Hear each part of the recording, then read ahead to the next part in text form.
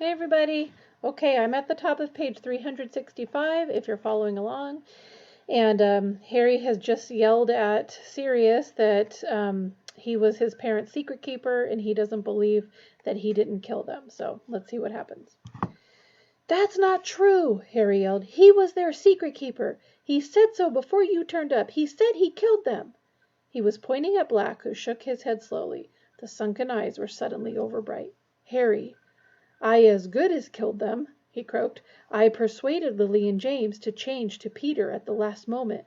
Persuaded them to use him as secret keeper instead of me. I'm to blame, I know it.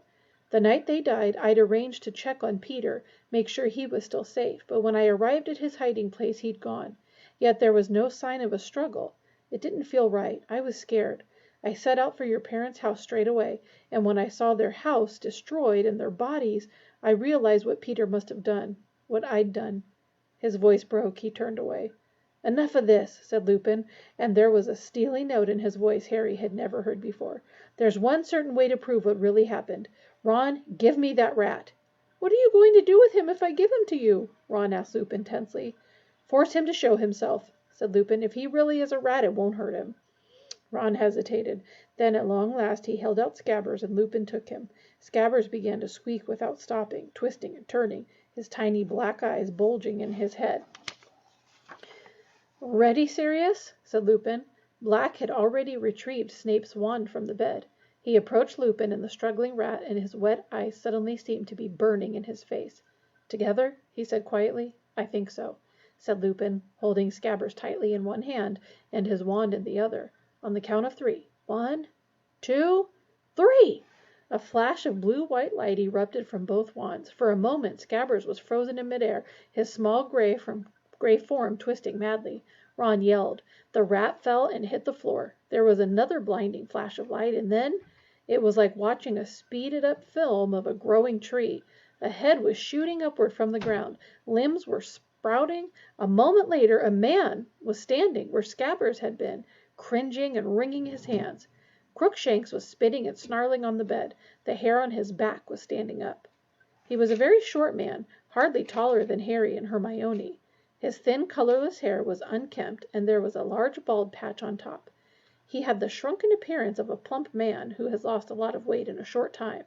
His skin looked grubby, almost like Scabbers' fur, and something of the rat lingered around his pointed nose and his very small, watery eyes. He looked around at them all, his breathing fast and shallow. Harry saw his eyes dart to the door and back again. Well, hello, Peter, said Lupin unpleasantly, as though rats frequently erupted into old school friends around him. Long time no see. Sirius Remus! Even Pettigrew's voice was squeaky. Again his eyes darted toward the door. My friends! My old friends! Black's wand arm rose, but Lupin seized him around the wrist, gave him a warning look, then turned again to Pettigrew, his voice light and casual. We've been having a little chat, Peter, about what happened the night Lily and James died. You might have missed the finer points while you were squeaking around down there on the bed. Remus! Gasped Pettigrew, and Harry could see beads of sweat breaking out over his pasty face. You don't believe him, do you? He tried to kill me, Remus.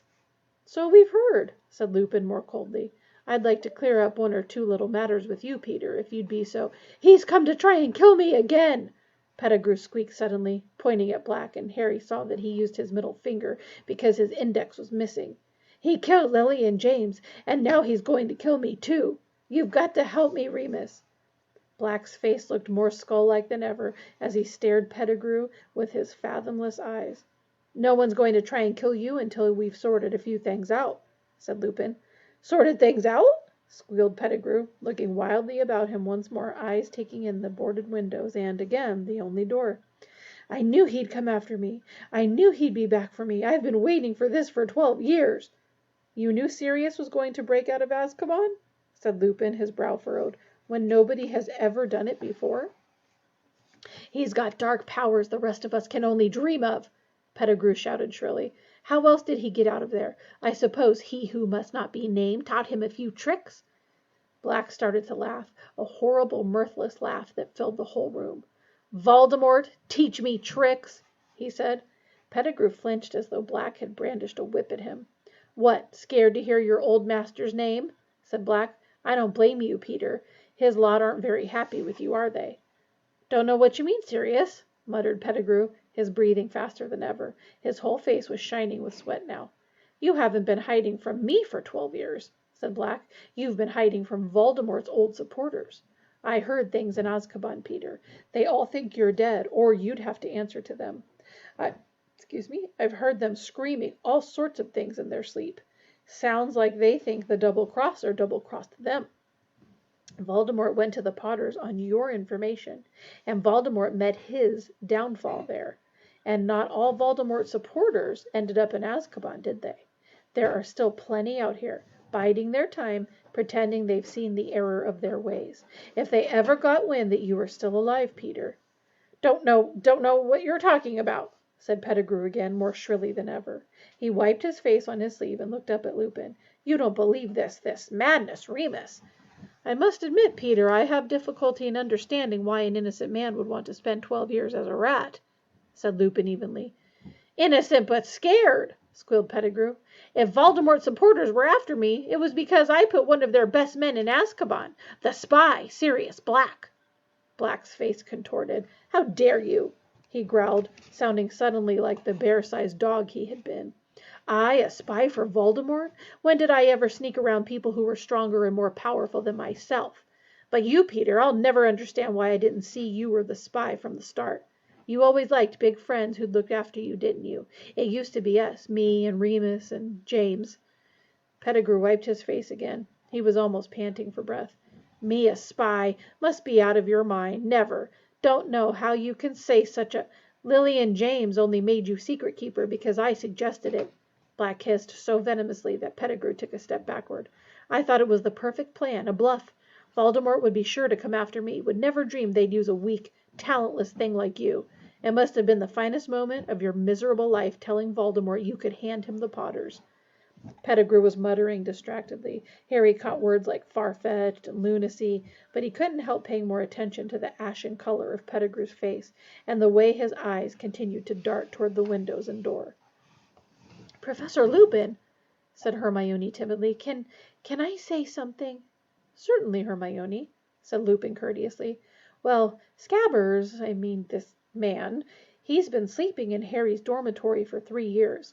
If he's working for you-know-who, how come he never tried to hurt Harry before now?" "There!" said Pettigrew shrilly, pointing at Ron with his maimed hand. "Thank you. You see, Remus, I have never hurt a hair on Harry's head. Why should I?" "I'll tell you why," said Black. "Because you never did anything for anyone unless you could see what was in it for you. Voldemort's been in hiding for 15 years. They say he's half dead. You weren't about to commit murder right under Albus Dumbledore's nose for a wreck of a wizard who'd lost all of his power, were you?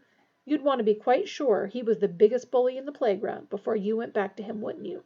Why else did you find a wizard family to take you in? Keeping an ear out for news, weren't you, Peter? Just in case your old protector regained strength, and it was safe to rejoin him." Pettigrew opened his mouth and closed it several times. He seemed to have lost the ability to talk. Mr. Black? Serious?" said Hermione. Black jumped at being addressed like this and stared at Hermione as though he had never seen anything quite like her. "If you don't mind me asking, how did you get out of Azkaban if you didn't use dark magic?" "Thank you," gasped Pettigrew, nodding frantically at her. "Exactly. Precisely." But Lupin silenced him with a look.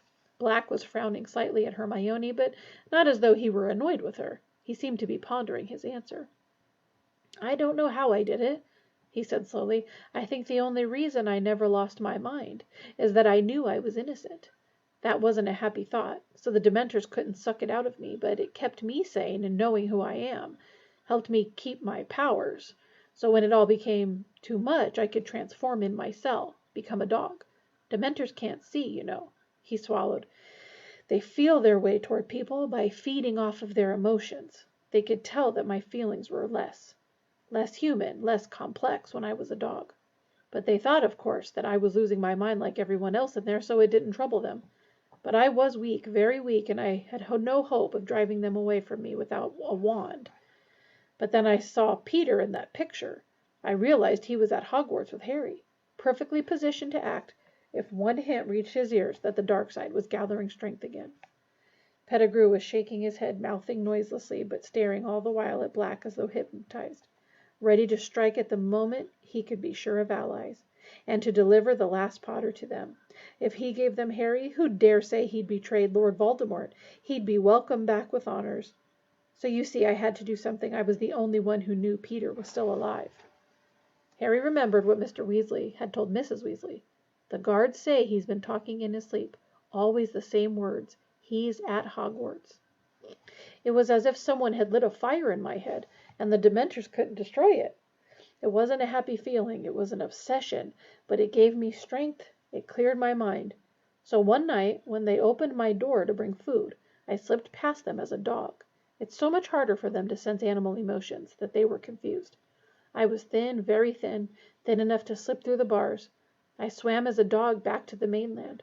I journeyed north and slipped into the Hogwarts grounds as a dog. I've been living in the forest ever since, except when I came to watch the Quidditch, of course. You fly as well as your father did, Harry. He looked at Harry, who did not look away. Believe me, croaked Black. Believe me, Harry. I never betrayed James and Lily. I would have died before I betrayed them. And at long last, Harry believed him. Throat too tight to speak, he nodded. No! Pettigrew had fallen to his knees as though Harry's nod had been his own death sentence. He shuffled forward on his knees, groveling, his hands clasped in front of him as though praying. Sirius, it's me, it's Peter, your friend. You wouldn't. Black kicked out, and Pettigrew recoiled.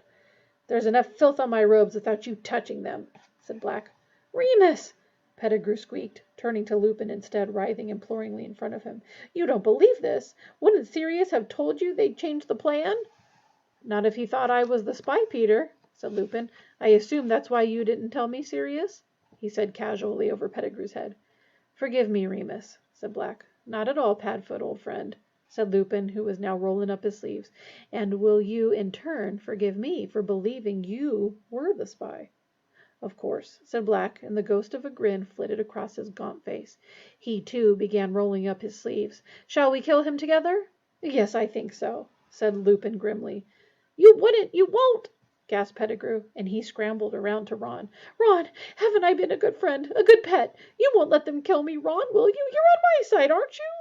But Ron was staring at Pettigrew with the utmost revulsion. I let you sleep in my bed, he said. Kind boy, kind master. Pettigrew crawled toward Ron. You won't let them do it? I was your rat. I was a good pet. If you made a better rat than a human, it's not much to boast about, Peter, said Black harshly. Ron, going still paler with pain, wrenched his broken leg out of Pettigrew's reach. Pettigrew turned on his knee, staggered forward, and seized the hem of Hermione's robes. Sweet girl, clever girl, you won't let them. Help me! Hermione pulled her robes out of Pettigrew's clutching hands and backed away against the wall, looking horrified. Pettigrew knelt, trembling uncontrollably, and turned his head slowly toward Harry. Harry, you look just like your father, just like him. How dare you speak to Harry? Roared Black. How dare you face him? How dare you talk about James in front of him? Harry, whispered Pettigrew, shuffling toward him, hands outstretched. Harry, James wouldn't have wanted me killed. James would have understood, Harry. He would have shown me mercy. Both Black and Lupin strode forward, seized Pettigrew's shoulders, and threw him backward onto the floor. He sat there twitching with terror, staring up at them. You sold Lily and James to Voldemort, said Black, who was shaking too. Do you deny it? Pettigrew burst into tears. It was horrible to watch, like an oversized, balding baby cowering on the floor. Sirius, what could I have done? The Dark Lord, you have no idea. He has weapons you can't imagine. I was scared, Sirius. I was never brave like you and Remus and James. I never meant it to happen. He who must not be named forced me.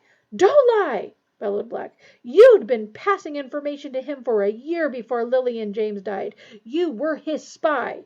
He was taking over everywhere, gasped Pettigrew. What was there to be gained by refusing him? What was there to be gained by fighting the most evil wizard who has ever existed? Black, with a terrible fury in his face, said, Only innocent lives, Peter. You don't understand, whined Pettigrew. He would have killed me, Sirius. Then you should have died, roared Black. Died rather than betray your friends, as we would have done for you. Time's up, guys.